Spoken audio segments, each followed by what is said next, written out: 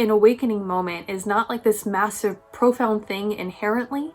What makes it profound and massive is how we choose to internalize it and how we incorporate it into our life and our worldview. Just because our experience doesn't look like someone else's, that does not invalidate it. Hello and welcome back. Or if this is your first time clicking on one of my videos, you might be asking yourself, who am I?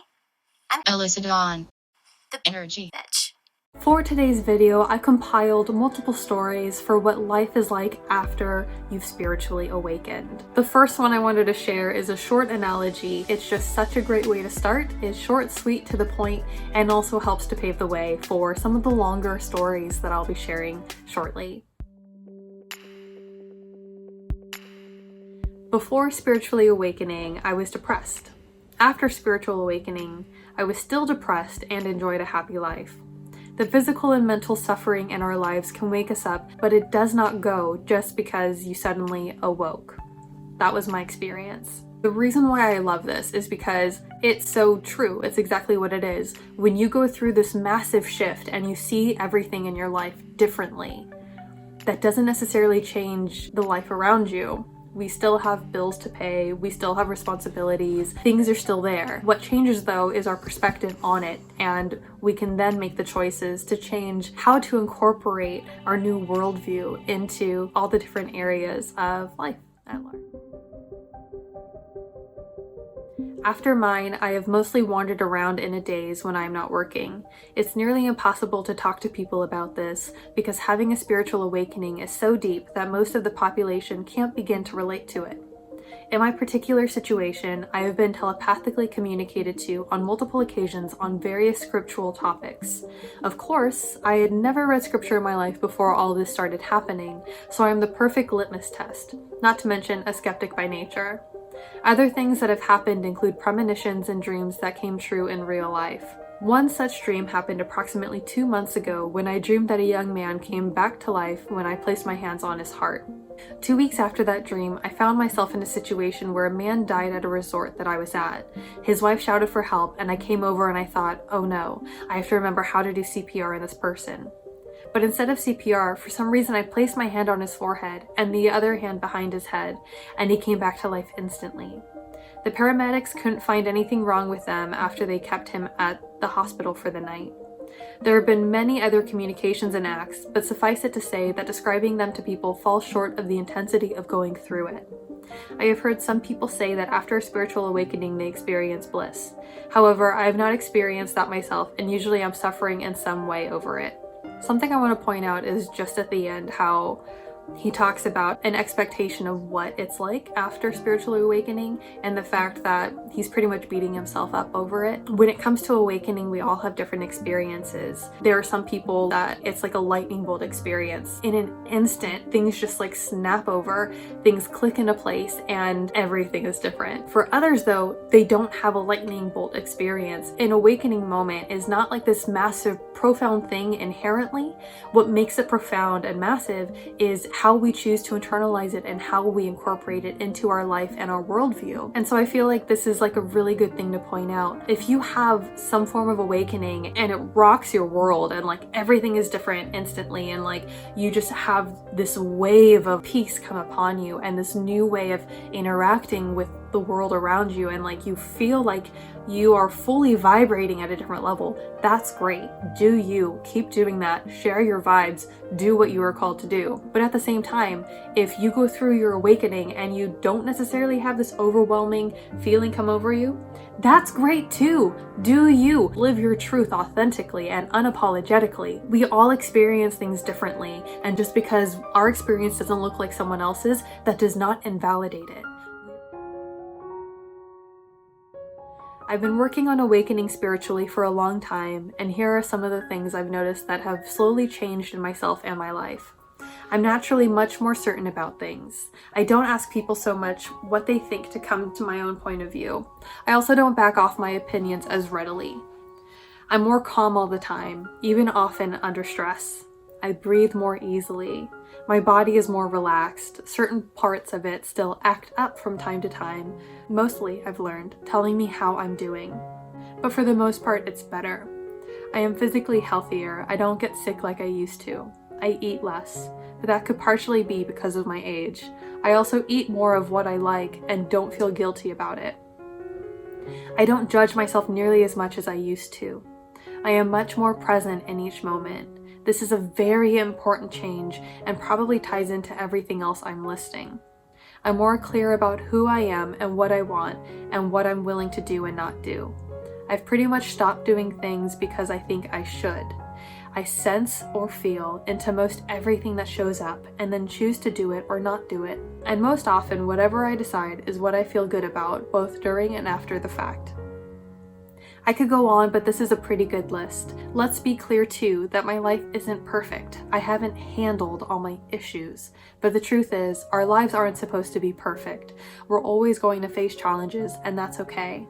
I guess that perspective is a change as well. I love this because I think that that is an excellent thing to keep in mind. Like I said, just because we go through an awakening, that doesn't inherently change how things work in the world around us. And that's something we need to keep in mind along with our new outlook on life. I have 2 more stories, and both of these are slightly longer, but they're really good, so I hope that you'll listen through.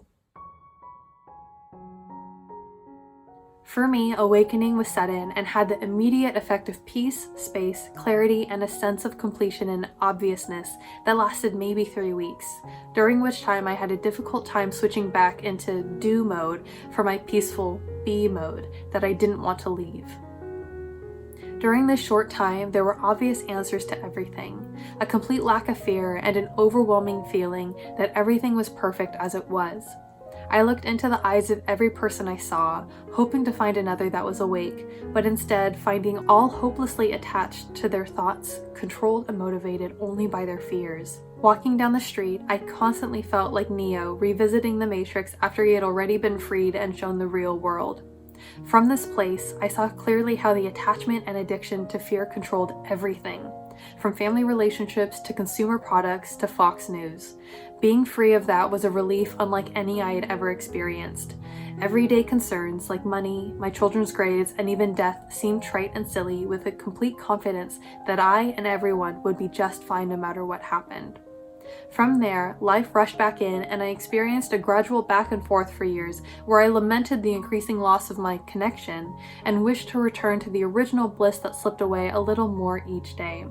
The feelings of bliss slowly turned to pointlessness, depression, and then the re-emergence of fear that grew like a thick moss, obscuring my connection. I could remember it, but no longer feel it. I became desperate with fear. At one point, I was convinced I had completely lost it and was reattached to a life of anxiety, fear, and grasping I couldn't escape.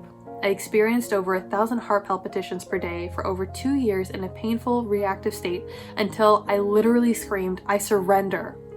Almost instantly, I found myself back in the clear, peaceful nirvana with not one palpitation since. Writing to you now from this state which has persisted for months, it is again so clear, so present, and so obvious. I take time every day now to enjoy my be mode and watch mine and others' problems from that quiet, comfortable, unattached state. My connection is really the most valuable thing I have. I'm guarding it with my life and hope it never leaves me again. What I love about this one is that it shows that when it comes to aligning with higher vibrations, there is a flow that happens. For this person, it sounds like they tried to cling to this higher state, but as was even shown in their experience, it's when we form attachments and cling to them that can lead to pain and suffering. But it's when we surrender and choose to trust in the flow that the things that we're afraid of losing come rushing back.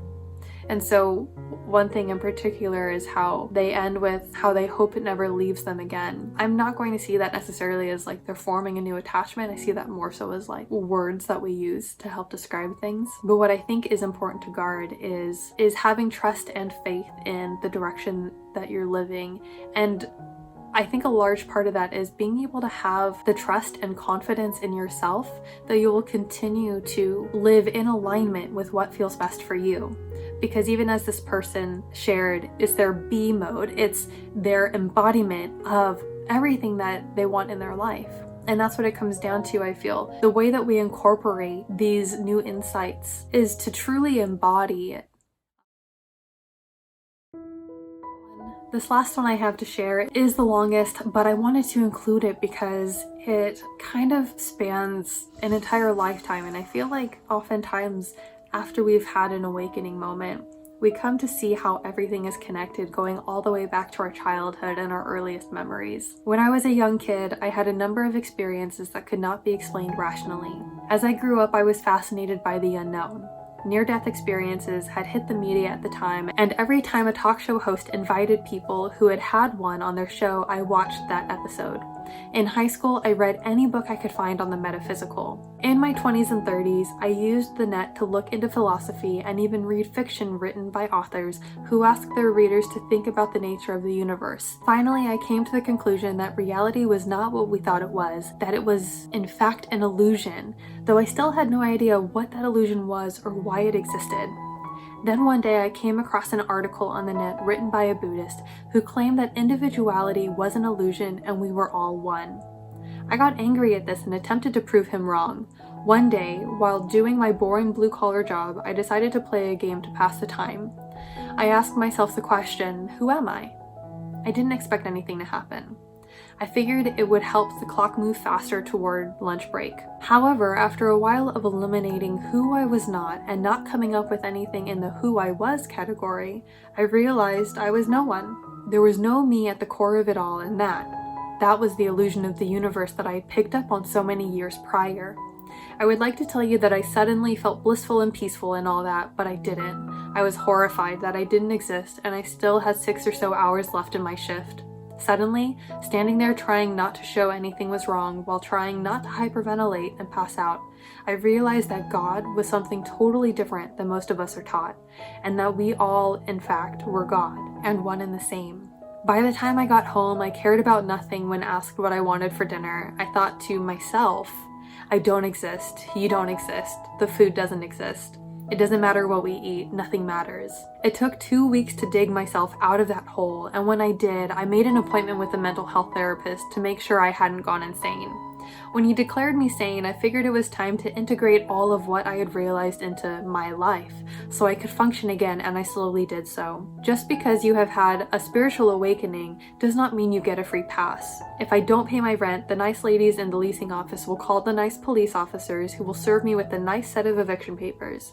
If I don't pay the power bill, a notice will be sent out to one of their drivers to disconnect the Great Awakened one. Since my realization, I have dealt with all manner of things people deal with in life, some of which no one wants to deal with, life-threatening illnesses for instance. So, having the realization I had makes it easier to deal with having your life threatened.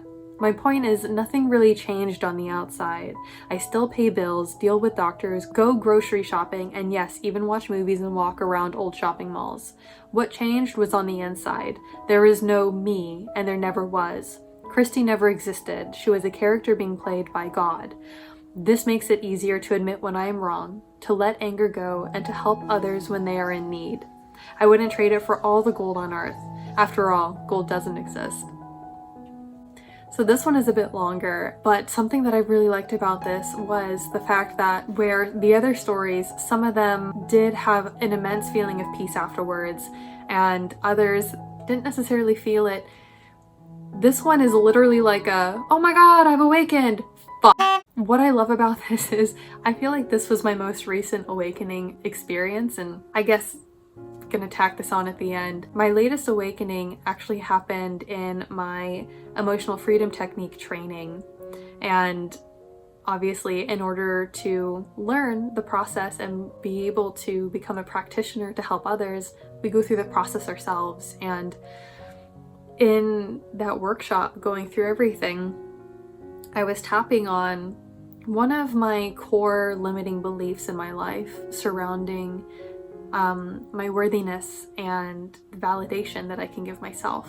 And what was really weird is when you realize how much stock you've put into the beliefs that you hold, to the point that the beliefs you hold become your identity. And that's something that I really like about Christy's story. She shares how it's coming to that realization that like there is no me inherently.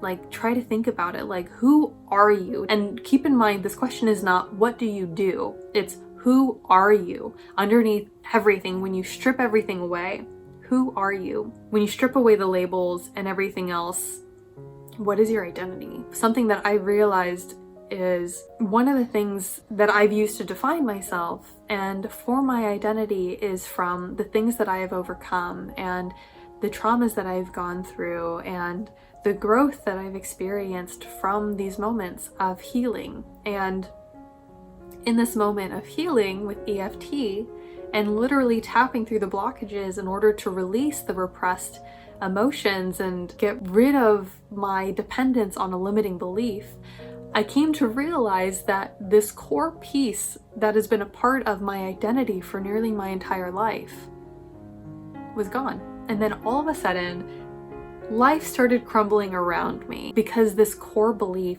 was a part of my foundation as an individual. And this in general is a larger story that I'll save for a different video just to avoid this one from getting too long. But I just wanted to share that because in reading through this last story, that's what it reminded me of. And with that being said, in sharing these stories, I hope the same can happen for you as well. Maybe it'll make you think of something that's happened that you haven't thought of in a while. Or maybe it'll help to inspire you to view life in a new way. But with that being said, these are all the stories I have for you this time. Please leave a like, and if you'd like to hear more stories, you can hit the subscribe button and ring the bell to be notified when my next video goes up. Thank you for joining me this time, and until next time, I hope all is well with you and yours. Bye.